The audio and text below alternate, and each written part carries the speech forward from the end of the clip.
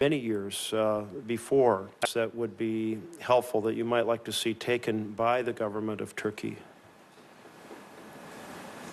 Thank you, Senator, and thank you for your efforts as well in this matter. You know, when the revocation came, we were frankly stunned and deeply saddened. And I say saddened because of the hundreds of thousands of Syrians that we help each month inside the country and have been such a critical lifeline of support and hope. And then secondly, particularly for our Syrian team members who have put their lives on the line through all of these years in the toughest times and darkest days to make a difference. And we've always enjoyed a close working relationship with Turkey. So our approach right now is we presume, and we've not been given an official reason, but we presume that there's some technicality and that our sole aim is to enter into discussions and negotiations that will allow us to restore our ability to operate.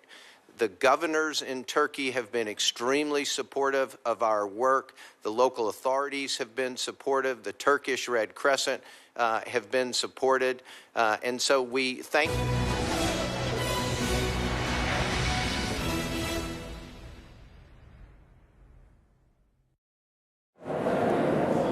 And welcome back to ABC and ESPN's March Madness on the Hill. I'm Rick Klein from ABC News, joined as always by Andy Katz from ESPN. And Andy, we're having a good time now with Senator Amy Klobuchar of Minnesota, who will be positioned near your team right here, a 5-12. So I assume you have Middle Tennessee State as an upset special, right? Yeah, we're going to go after them. They are no match for the Gophers.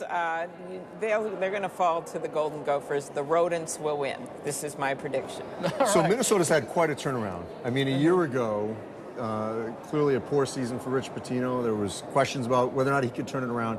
How do you assess the turnaround that the Gophers have had in a year? Well, it was quite extraordinary because the president of the University of Minnesota was getting enormous pressure to can Coach Pitino, and he stood up and said, no way. The coach stood up after Villanova won. He said, look, anything's possible. We're going to turn this around.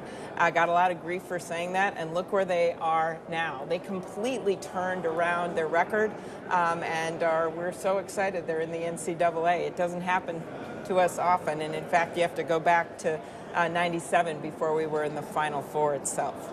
So there's been a lot of turmoil at the U.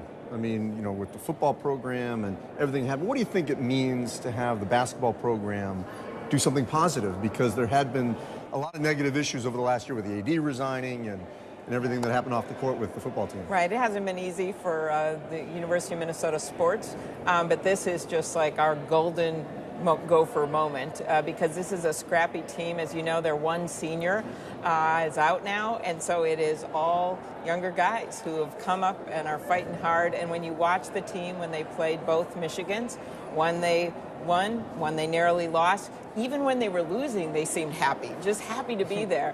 And I think that kind of optimism and just joy of the sport is what we like to see in Minnesota. So what is March Madness like in the United States Senate? Are you able to watch any of the games? Are you guys talking about it on the floor, cloakrooms? Often they're on in the cloakrooms if we have votes. And then when you're in the Senate, you know, in that somber arena, you can hear in the cloakrooms people cheering and booing and everything else because we always have the games on in the cloakroom while we're voting. So those may not know this, that you've got a rich history in sports in your family. Tell us about your father's sports writing career. Well, first of all, my dad was a high school basketball player, which is rather amusing because he's not very tall. But he did that. He got to play in the Minnesota high school tournament, and he went on from there to